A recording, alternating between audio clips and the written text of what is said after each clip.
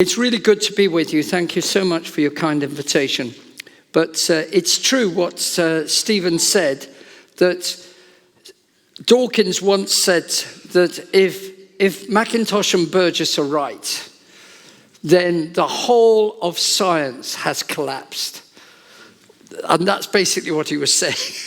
Well, I thought, well, okay, that's rather interesting. His view of science is that basically, of course, his view is secularism, and he basically says that the whole of science is interlocked with his view of the history of the world, that basically he thinks that the world is billions of years old and that it has evolved out of no plan whatsoever. And so he says in this quote, if McIntosh and Burgess is the co-author of this book, which is on the book table here, Stuart Burgess, and he says, if McIntosh and Burgess are right, then the whole of the scientific establishment has fallen. The Royal Society is wrong. Even the American Association of Science is wrong, and all these great organizations. So I think, well, actually, he's quite correct. We are saying they're wrong. And we are actually challenging the secular view of science. And I hope you realize that actually when we do our apologetics correctly, and I'm not saying that it's all dependent on me, I often make mistakes. You know far more about the apologetic arguments than I do. In fact, I would love to hear Tony, actually, where's Tony gone? He was here a moment ago. I'd love to hear Tony give his talks on apologetics. Frankly, I'm learning from you guys. But what Dawkins has done is he's laid down a gauntlet, and he's basically said, either I'm right or they're right. He can see no friendship between us, and he's absolutely right. We are at war with each other. We're at war over worldviews, and that is what Dawkins has got right. The whole of the scientific establishment, in his view, has fallen, and he's absolutely correct. He's saying it in a very dramatic way. I couldn't just pull up the quote. I've got it there somewhere, the actual quote. He says it in The Guardian, which is one of the most neutral papers in Britain. No, it's one of the most biased papers, dead against anything to do with creation, like the BBC and other lying organisations which we have dealings with, like CNN. So there you go. But anyway, I'm revealing my true colours there. Now, the talk that I'm going to do tonight is actually partly in this book, and here it is. Science, mathematics, right? I wrote this chapter on mathematics and beauty and the nature of mathematics.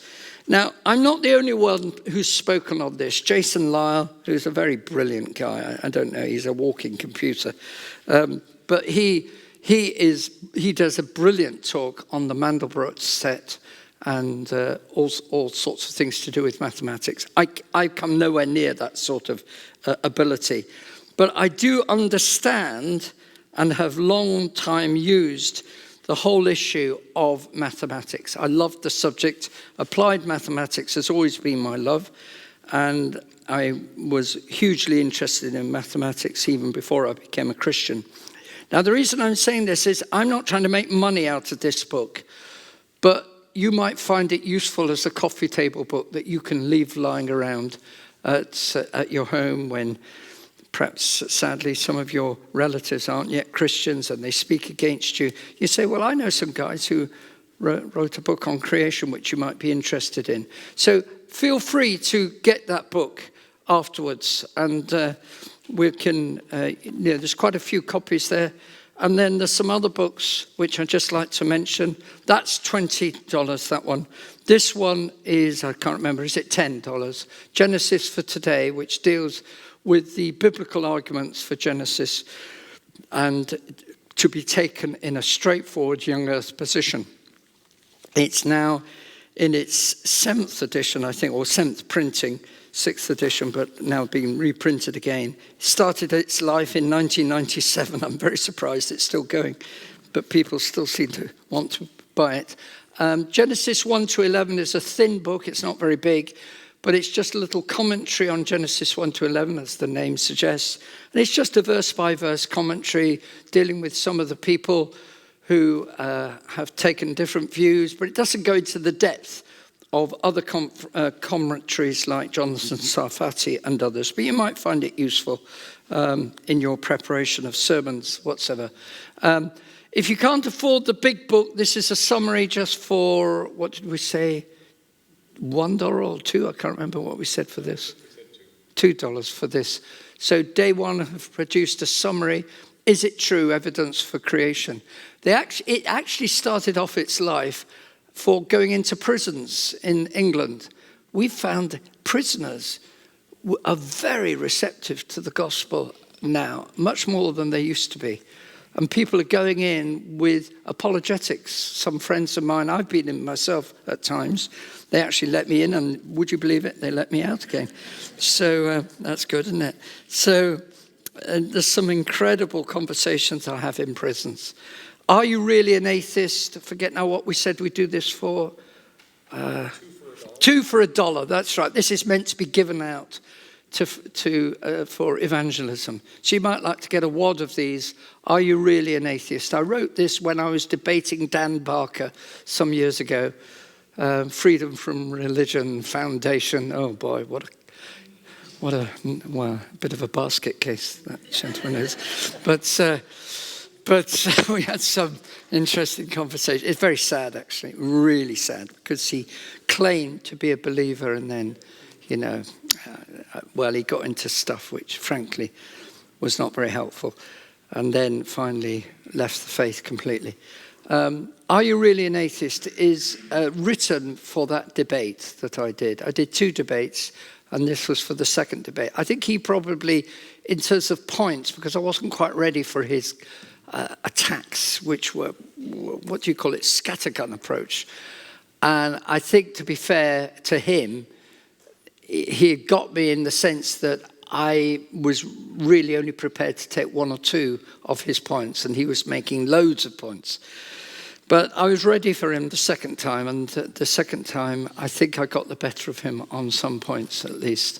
But he's not an easy person to debate. Are you really an atheist? Do consider getting that. Then something that I'm connected with, which is the Truth in Science group in England. We produced a DVD which got me into real trouble with my university, then got me into trouble with the Institute of Physics. We sent this to every politician, all the MPs, all 600 and whatever there are in England.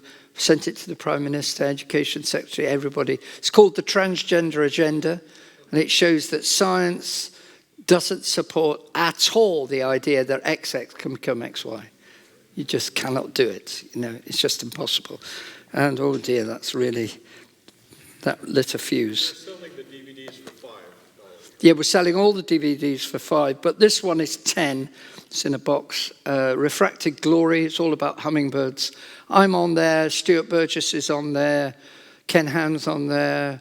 David Menton, I think, is on there. He's died now. But this is a lovely DVD produced by David Reeves and I can't remember the other gentleman, Benjamin Owen. That's right, produced that. Skeptical Look at Atheism. That's a talk I did in South Africa some years ago. Insect Inspiration, all my work on the bombardier beetle is described there. You might like to get that. I think you've got these already, so I don't want to compete with your prices, but we've got some pocket guides, which we said $5 for these. So if you're interested, you may have got them already. But that's a good one. Okay, so let's dive in. Sorry to be a bit slow getting started. I love the subject of mathematics. Who said this? I'm neither especially clever nor especially gifted. I'm only very, very curious. Do you know? I thought you jumped it. A very famous person said this, none other than Einstein. And I like that quote because Einstein realized, thank you, yeah, I didn't think it was doing it. Einstein realized that, frankly, he doesn't know all the answers. He's just curious. He's asking lots of questions. He wasn't a Christian, but I like his attitude to the science.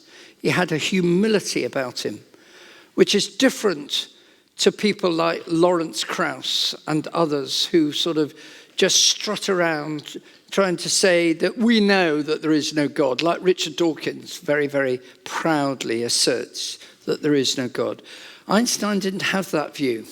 He didn't share the Christian position, but at least he had a humility about that which he did know. He also said that the most incomprehensible thing about the universe is that it is comprehensible. In other words, we are made, it seemed, and positioned in the galaxy such that we could appreciate the stars.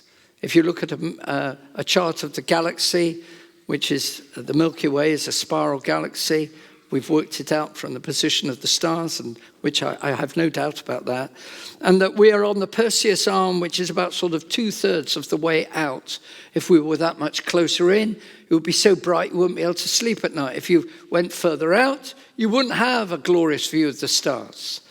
But we have a wonderful view of the stars, such that we could look at them, particularly here in Florida. I think you have some tremendous views sometimes, in awe as to the extent of the universe, and that we can observe and we can get an understanding of it. I want to share with you, particularly though on mathematics, I want to talk to you about the nature of abstract thought. I'm going to stretch your brains tonight, okay? You ready for the stretching?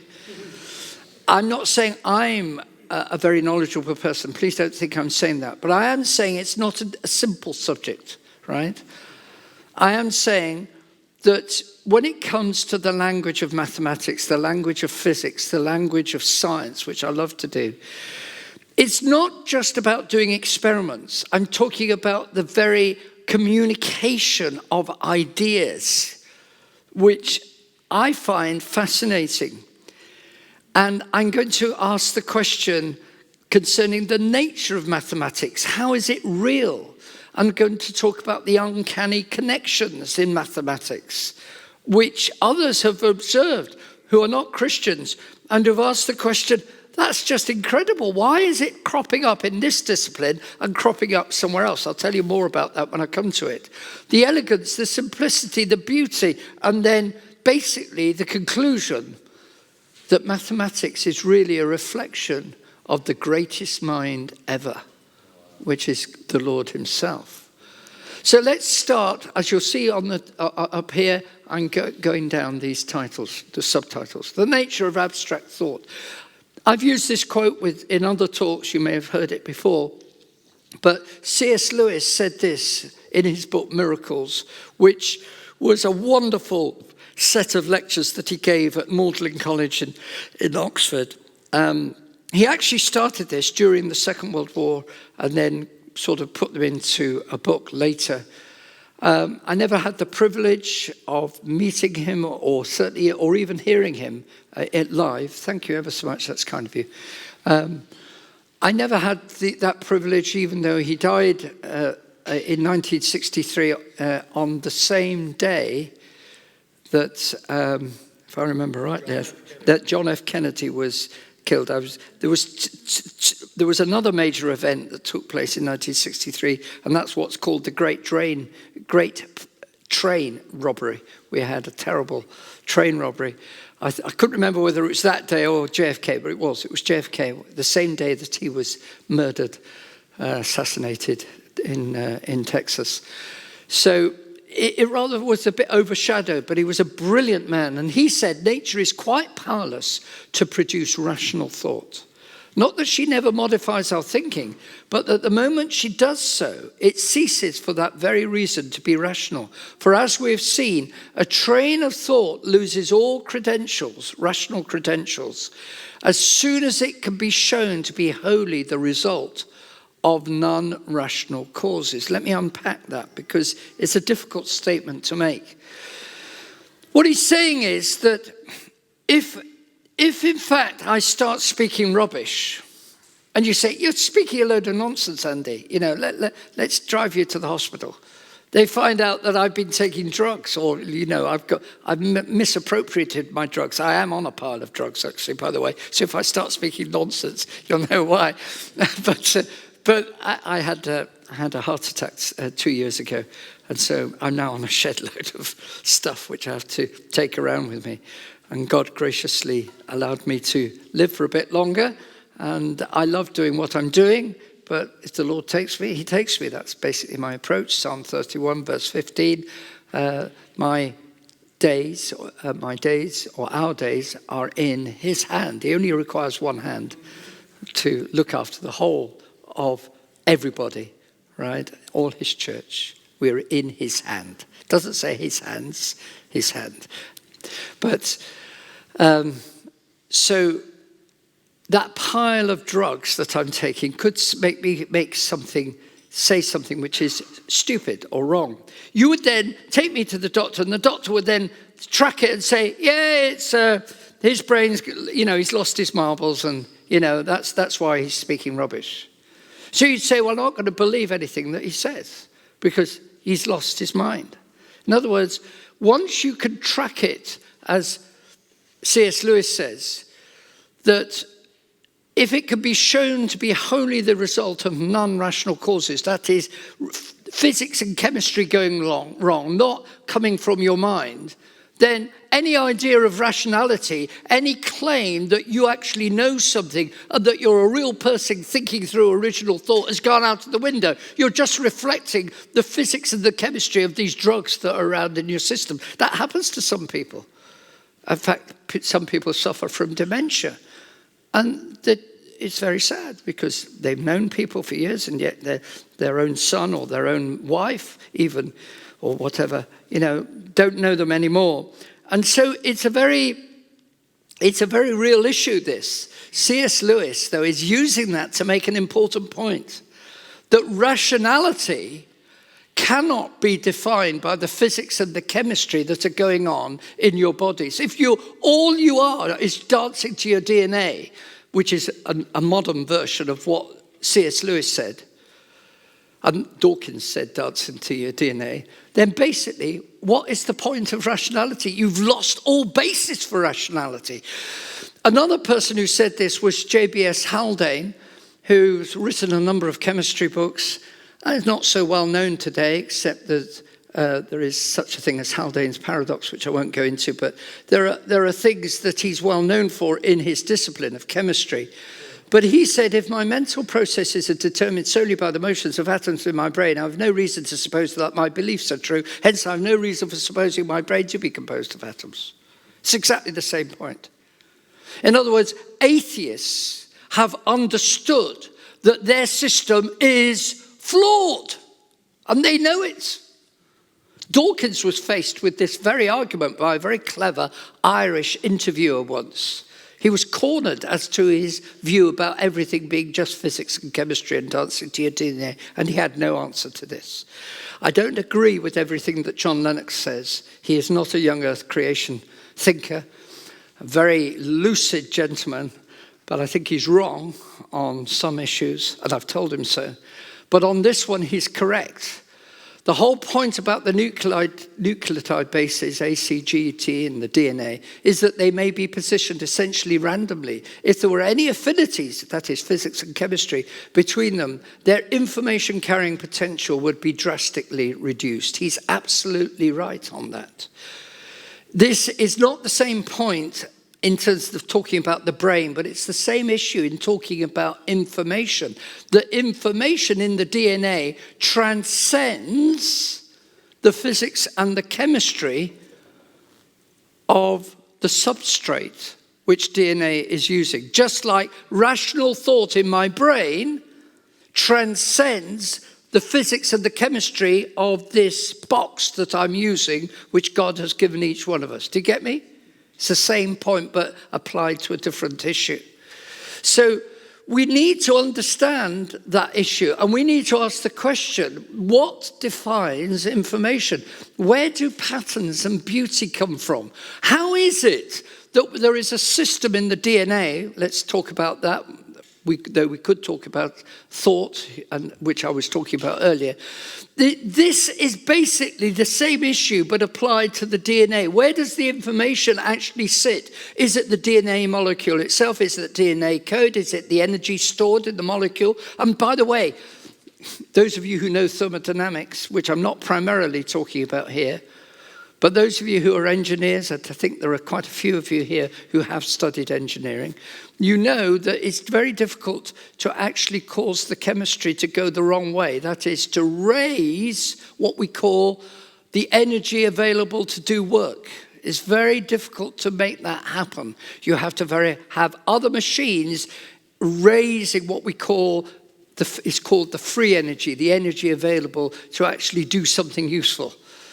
And did you know that the nucleotide bonds, that's which holds the two opposite pairs of the DNA messenger part and the non-messenger part on the other side, to hold those nucleotides together requires a raised free energy, right? You have to put energy into the DNA molecule to make it hang together.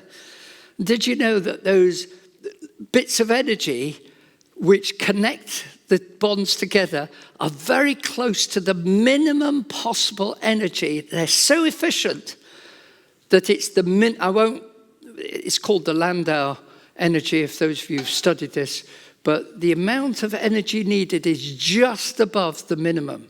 There's no other machine in existence which is as efficient as the DNA molecule. It's an incredible molecule from a thermodynamic point of view. I've just written a paper on this, which is hopefully going to come out in the International Conference on Creation, if it's accepted this year. So where does the information lie? It's not in the energy stored in the molecule. It's not in the DNA polymerase, which makes DNA. It's not in the nucleotide molecules themselves. So where does it lie? The answer is none of the above. That's the point that I'm making. Even though I made all those comments about the thermodynamics, that is just simply the substrate. That's like, this is a box, which we call hardware, called an Apple computer. I left Microsoft years ago, kicked them in the bin. They let me down so often. I thought, I had to kick them to make them work. And sometimes they did. So I went off to buy, these are a bit more expensive, but they have a Unix-based system, which I much prefer underneath. And they're a bit more reliable. But even these ones, right, have hardware and they have software. And the hardware is not carrying the software. It's what we call a substrate. It's the zeros and ones which are being programmed on top, but the zeros and ones and all the rest of it, which is a great long line, millions and millions and billions of lines of zeros and ones, don't mean anything in themselves. It's the message, if you like, they are message carriers. The message is at a much higher level, which is coded into eventually zeros and ones, right? So we know as computer engineers, I'm not a computer engineer, but I know and speak to those who are, we have learned through our own experience of computers that information is non-material. Where does it come from? It is not defined by the physics and chemistry, neither is it defined by the brain and firing synapses when you're talking about the information in the brain and where our own rationality comes from. Neither is it defined by the DNA chemicals or by the non-material coding. So we are not just simply dancing to our DNA. So we're leaving that question hanging. But you know what the answer is. It's got to have come from a mind. And that's where I'm going with in this talk. So what about mathematics? What about the nature of it?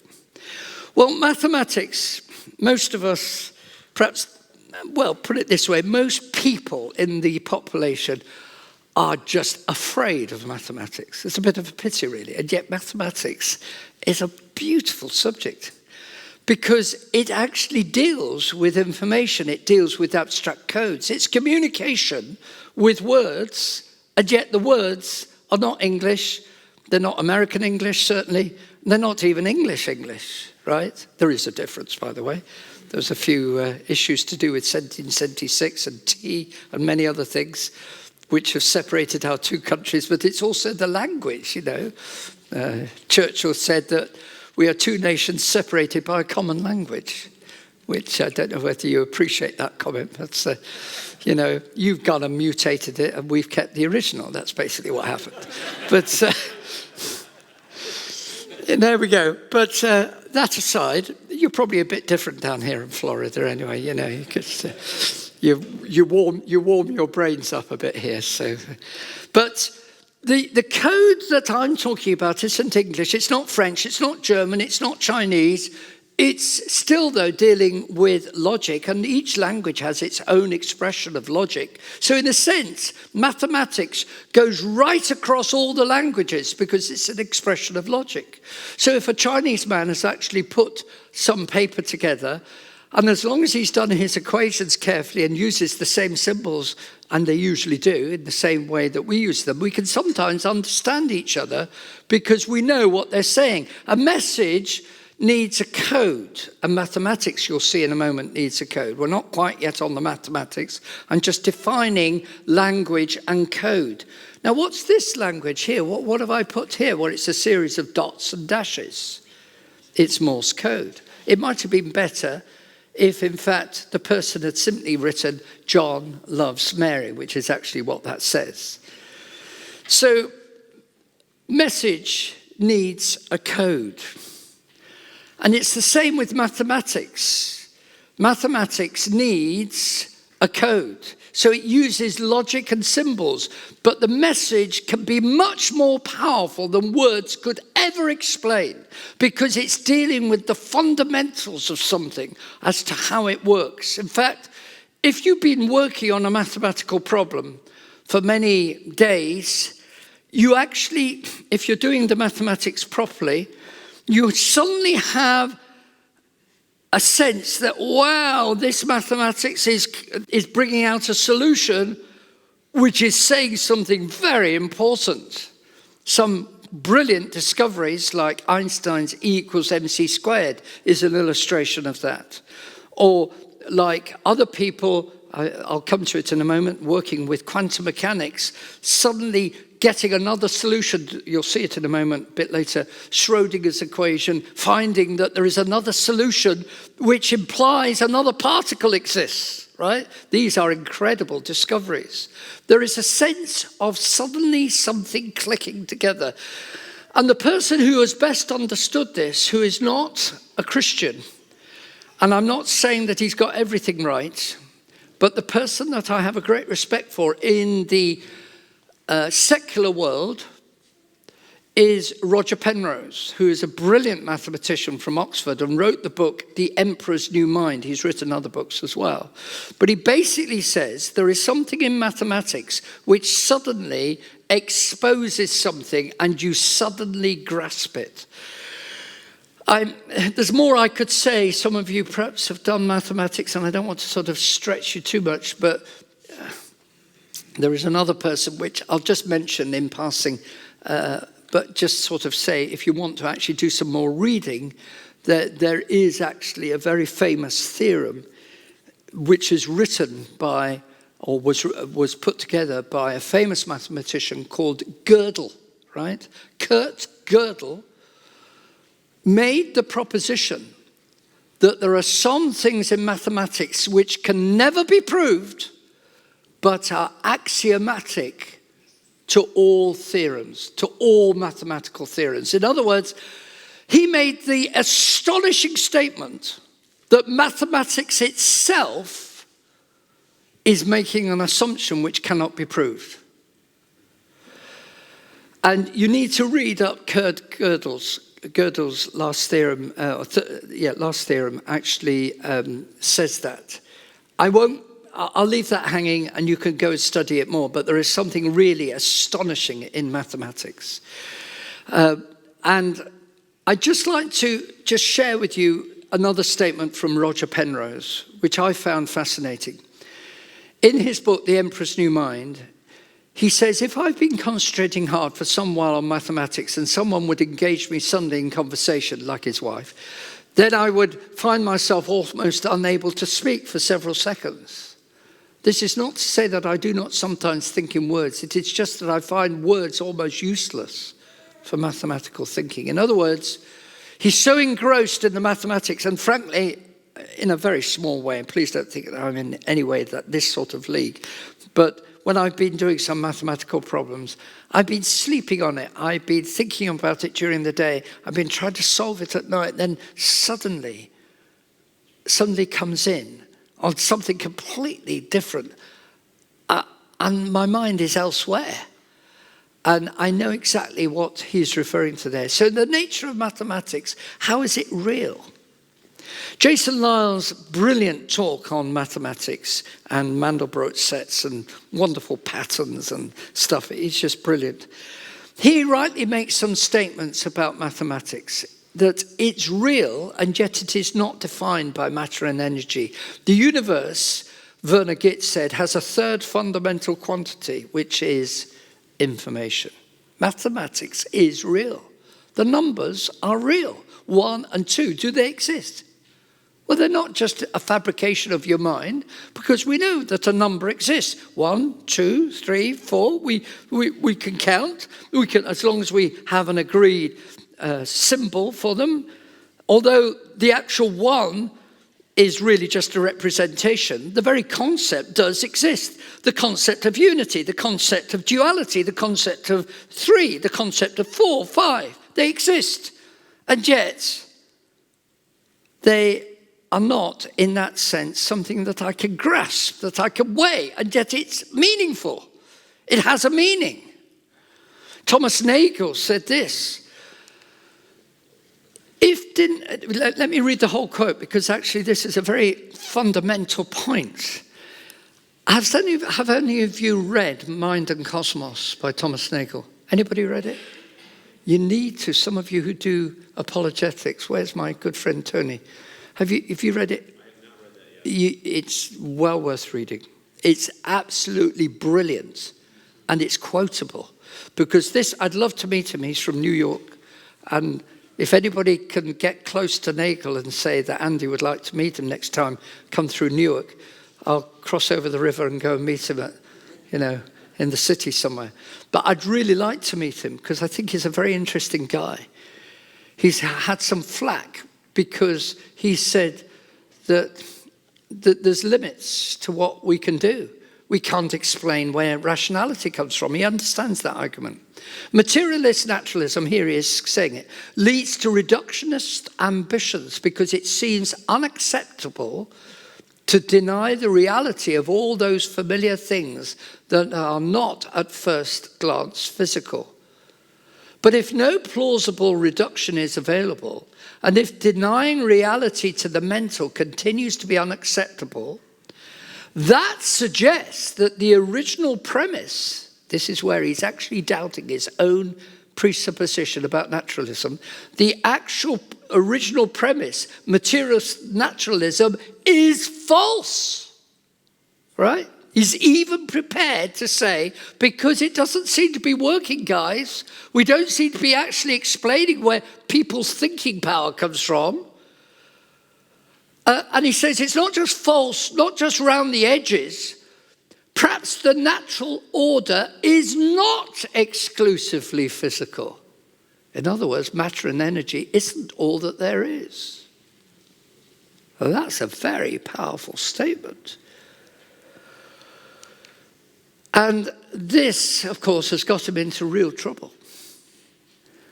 But I think we need to be aware of these people who are actually doing our work for us.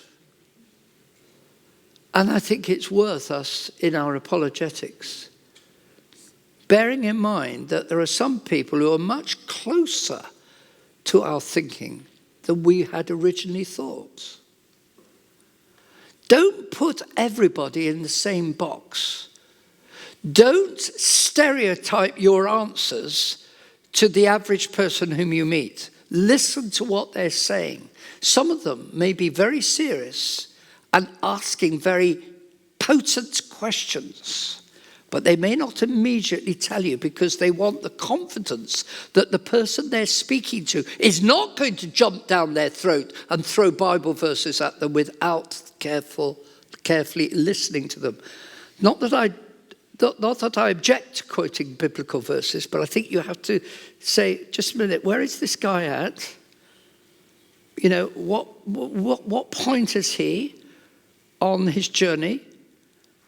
And so I think we do need to be a bit wise and not just sort of jump in and say, I know the answer to all that. You know, I wrote it, I can see it on page 22 of some great book on apologetics, classical apologetics. Just be careful about that. Listen to where people are at. I'd love to meet Nagel. Now, here's a very interesting point. Now, uncanny connections across disciplines. Can I just have some indication? I'm not trying to shame you in any way. I'm just trying to understand where you're all at. Those of you who've done a bit of engineering, just a little bit, right? Just done a bit of engineering, so I know who I'm speaking to. Okay, that's good. That's good. So I know, and you know, don't worry if you haven't put your hand up. I'm just trying to understand where people are going. But hopefully, most of you will understand some of these points.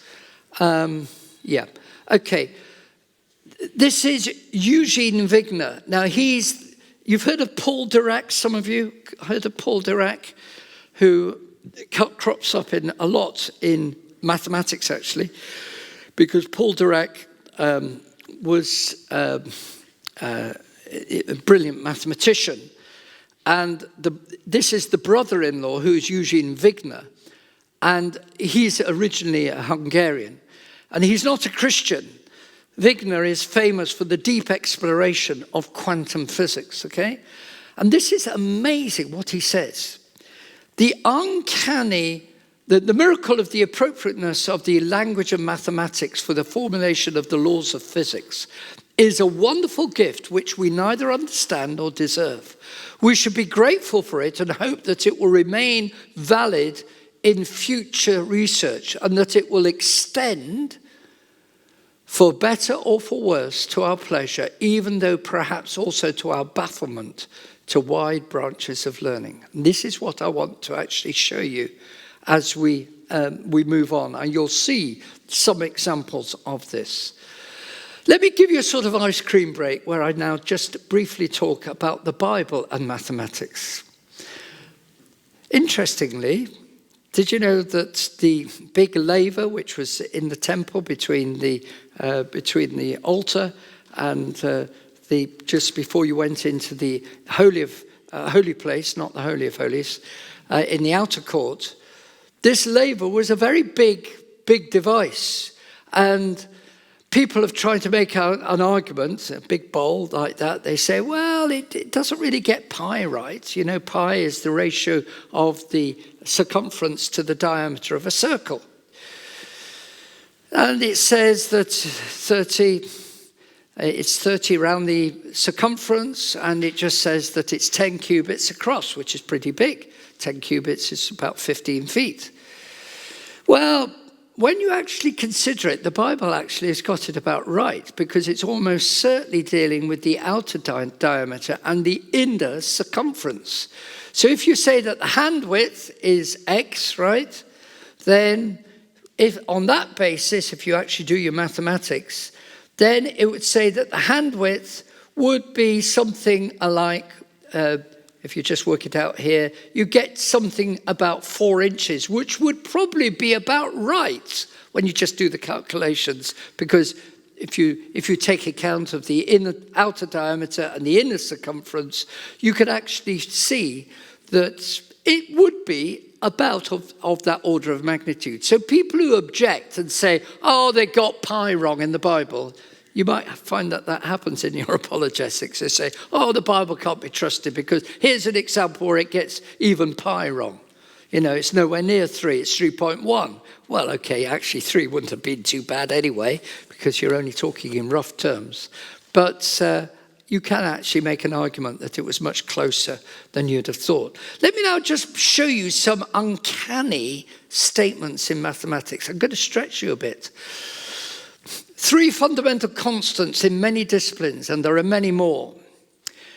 What is the function such that when you differentiate it, you get the same function? Anybody know?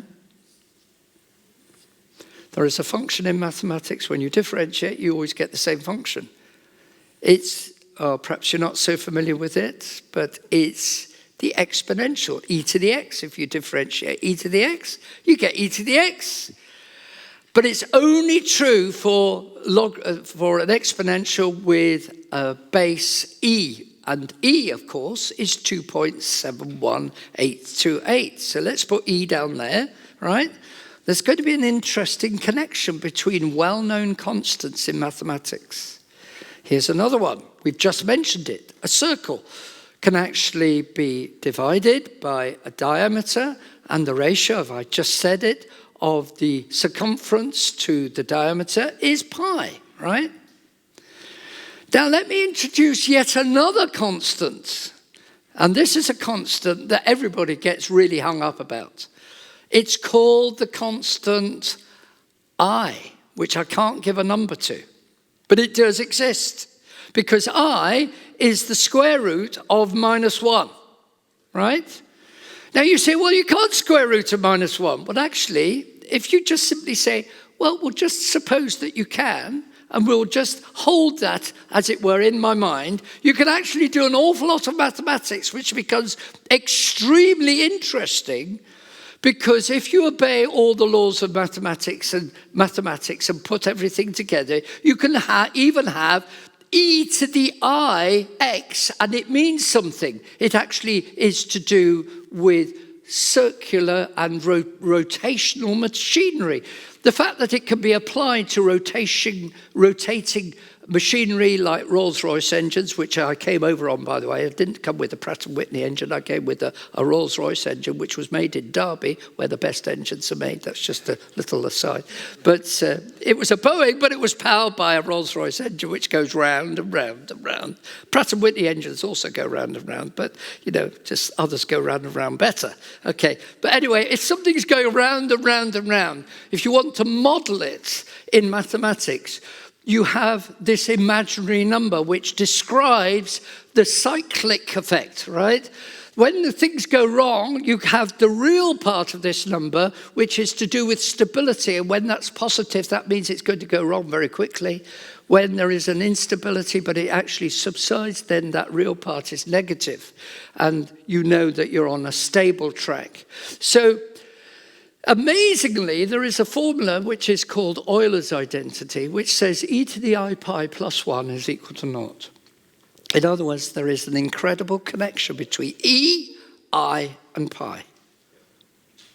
And this is true right across every discipline that mathematics applies to. It applies in electricity, it applies in water waves, it applies in anything which is cyclic. It's incredible that this statement is so powerful, right? And when you start doing really difficult engineering problems, you really do have to know about imaginary numbers, and it becomes very important for doing engineering. It's really engineering 101 these days. If you want to go into Boeing, if you want to do any design stuff, you need to know about these things, particularly if you're doing engine work. And let me give you another one. Non-integers exist, even though their precise value isn't really known. You can approximate them, but you can never really find out their exact value. What is the root of 2? Well, it's 1.4142135562, and it goes on and on and on and on and on and on. It goes on into a supposed infinity. But it's real, but it's infinite. What about pi? Some people have spent their whole lives reciting pi, right? And some people actually will recite it to, I don't know how many decimal places, but it's something of the order of 3,000 decimal places. And they'll spend their whole evening reciting pi. I don't know why they spend all their time doing that. But this is as far as you can get with about 30 or 40 places. So there are uncanny relationships. Pi keeps on cropping up. The Egyptians knew about pi. The Babylonians knew about pi. Looking at the Egyptian pyramids, They're designed with uncanny accuracy. There's other constants they knew about which are coming up. How about this one? Algebra and quadratic equations. Well, if you know anything about mathematics, sometimes you have to solve what are called quadratic equations. X squared, x and a constant are all combined together with an a which is known, a b which is known, and a c which is known, but you don't know x. And you have to solve x.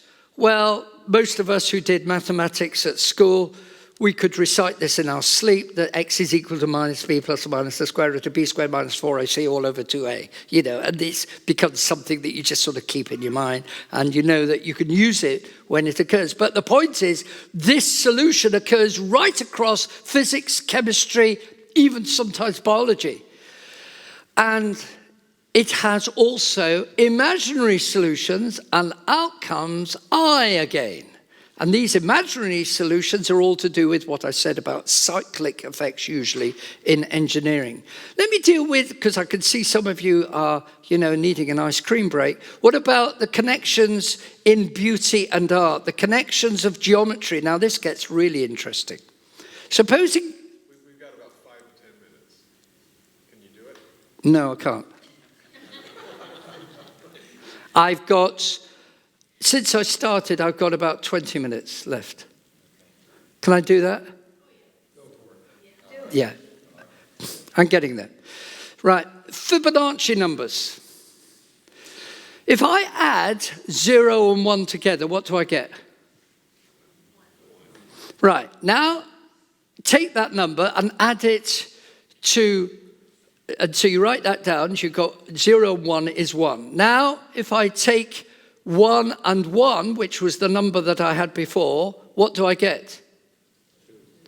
Right? Now, if I add 1 and 2, what do you get? 3. Now, if you add 2 and 3, what do you get? 5, and so on. That series is called the Fibonacci series, right? Now, amazingly, that series, when you actually carry on with it, the ratio of the numbers tends to the ratio of the number of the next number to the one that you've just had tends to what we call the golden ratio, right? That golden ratio is 1.618. Now, this is where it gets really interesting, because the inverse is what we call 1 over 5, which is amazingly 0.618, and the same numbers following it. So you've got a number which its inverse is just 1 minus that number, which is frankly, that number minus 1, I should say. So these numbers actually relate to even the things that we sometimes see in nature. Let me just show you this. I won't show you all the examples, but I'll just give you some, as I've been told that time is going. So let me just give you an example. This is frankly amazing. The Fibonacci series, which is those numbers that I wrote down earlier, actually occurs in nature. And you actually get examples where pineapples, right? If you count the number of spirals going in one direction, and the number of spirals going in another direction, and actually if you look here closely, there's yet a third spiral, which is a shallow angle, you'll find that these are either 8, 13, 21. In other words, they're all Fibonacci numbers. Sunflower seeds have exactly the same.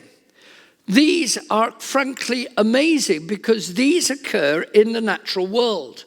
In other words, God has made in the natural world the golden ratio to appear in many, many places. It's really frankly amazing.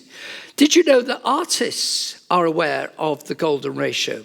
This is an example of it, but the golden ratio is actually used in some of the famous buildings, like the Greek, the Acropolis, and then Notre Dame is full of it. The Mona Lisa is full of it, because these ratios that Leonardo da Vinci was using are all to do with that golden ratio. It's frankly very, very extraordinary the way that this happens. It's also used in the pyramids. I said that the pyramids were also full of the golden ratio. So these things are frankly connected with beauty.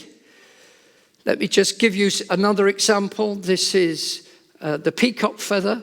And when you look at the eye of the peacock feather, when you look at these distances, which are giving an incredible beauty in the peacock, it is to do with the golden ratio. These occur everywhere. Sorry, that's what I was trying to show you there. So this is frankly amazing that this should be the case, but that is what happens. Let me just bring you one other example, and this is in music. Some of you like the music, so let me just give you this.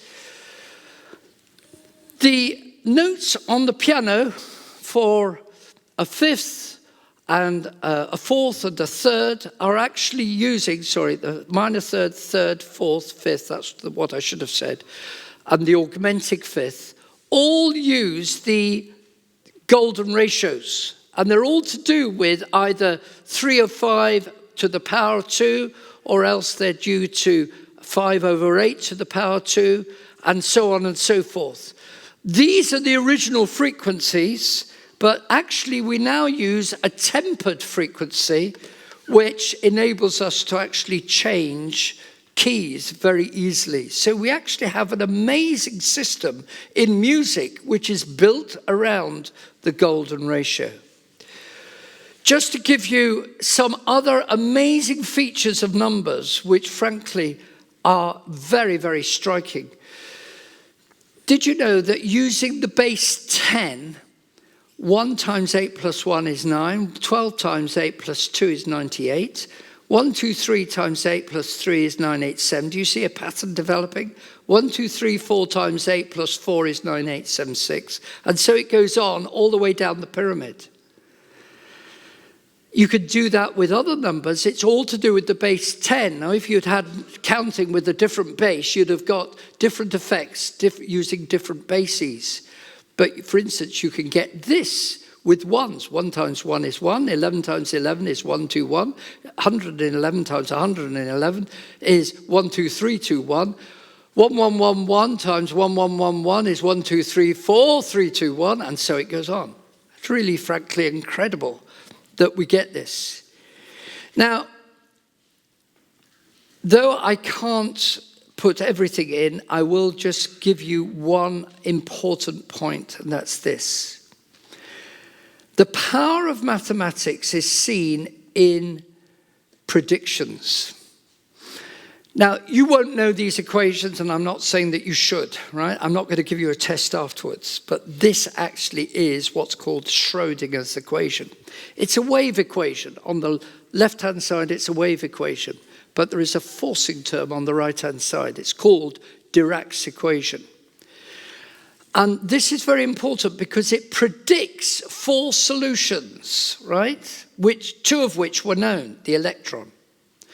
When Schrödinger put this equation together, he didn't realize that actually there was going to be 2 other solutions.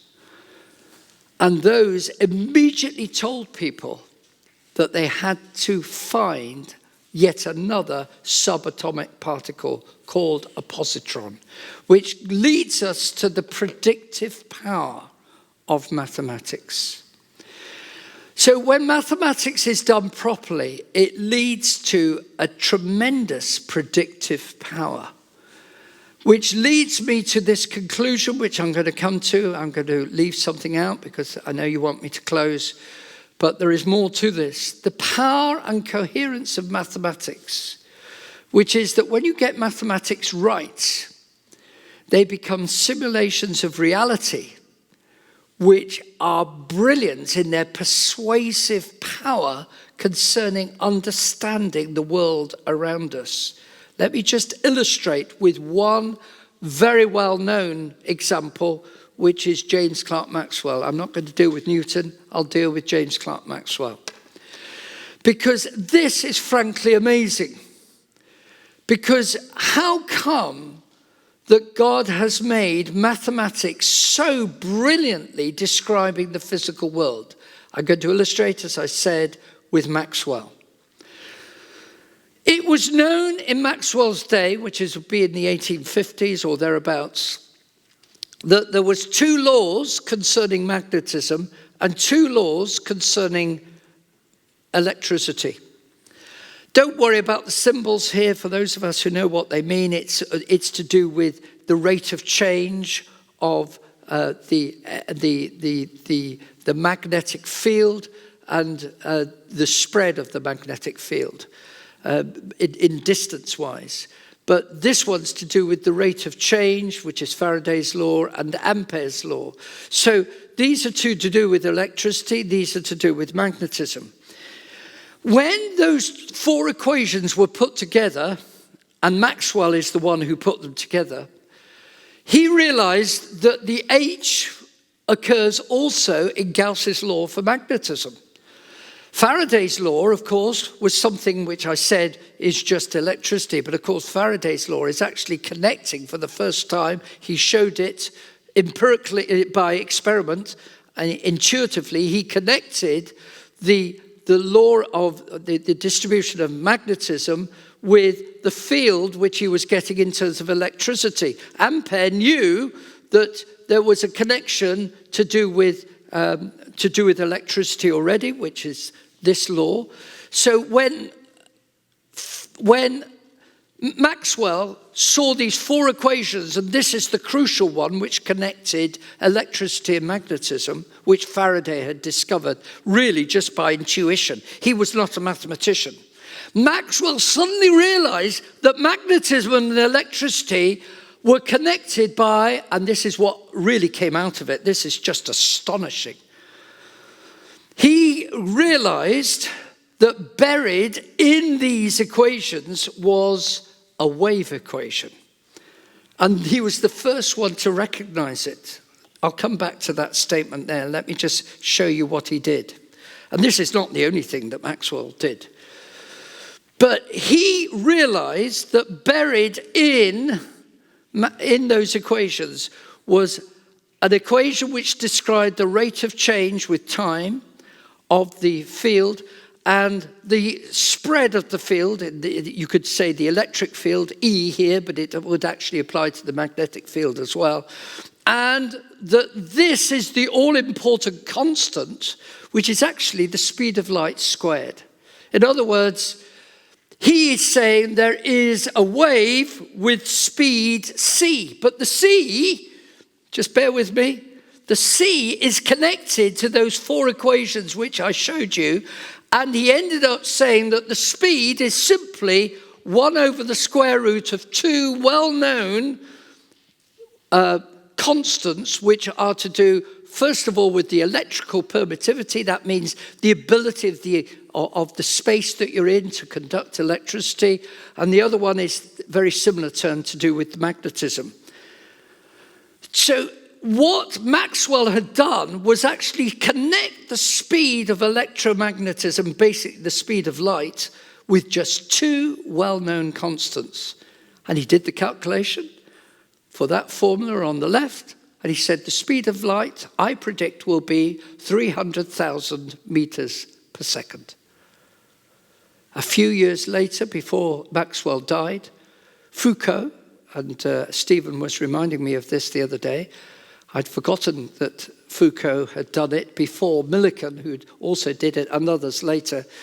They showed that the speed of light is indeed, it's not exactly, but it's almost exactly 300,000 meters per second. That is absolutely brilliant. It's the power of mathematics. But let me just briefly come back to this. That equation is not just found in electromagnetism, it is found all over physics. And I want to end on this point. There's more I could say, but I'll end because I've gone over time. But Maxwell had written on the Cavendish laboratory in Latin So it's a pity it's in Latin. It would be better if it was in English, because it's still there today, but most people can't read Latin. But this is the door of the Cavendish Laboratory at the University of Cambridge. He was a wonderful Christian gentleman, and he had written Psalm 111, verse 2. The works of the Lord are great, sought out of all them that have pleasure therein. When you do your science properly, not only does it have magnificent predictive power in terms of mathematics, it's often beautiful. You might not think those squiggles are beautiful, but actually they are brilliant. They are iconic. The E equals mc squared of Einstein is brilliantly connecting energy, a fundamental quantity of the universe, with mass, which is another fundamental quantity of anything. It's always got mass. And, amazingly, another constant, well, we might not think it's totally constant. Some people have raised issues on that. But certainly it's a well-known value for the speed of light in a vacuum, at least, that it is, the speed of light is well known as 300,000 meters per second. So E equals mc squared is an incredibly fundamental connection between energy and mass. Nobody had ever done that before. And then comes Hiroshima and Nagasaki, and it was rather sadly proved that E equals mc squared. That if you actually cause nuclear fission, that is, you lose some mass as particles change into energy, it produces such enormous force that it will obliterate everything around it. And we have nukes today because of that. Now, of course, Einstein didn't want that. But this just shows you the power of mathematics. That's what I was just referring to. I close by saying this,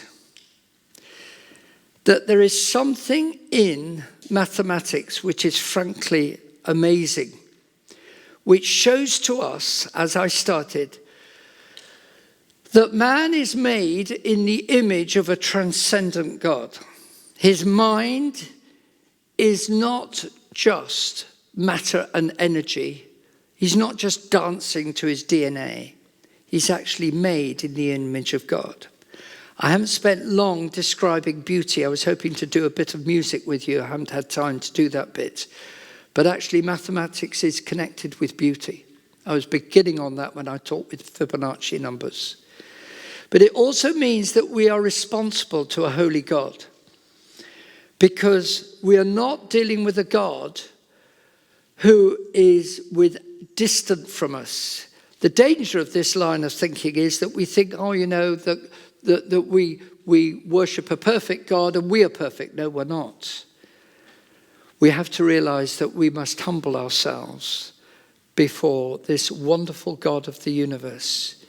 And he has declared himself, very interestingly, in John chapter 1. In the beginning was the Word was with God, and the Word was God. I agree with Werner Gitt here, who says that the Word came first. Information, therefore, came before matter and energy. All things, including mind, beauty, and science, are to do with the aesthetics, and they are bound up with, in the beginning was the Word. In other words, just as Colossians says, all things were made by him and for him. And he is before all things. And it then goes on to say that in Colossians 1:18, that in all things he might have the preeminence, even in mathematics. May God bless you all.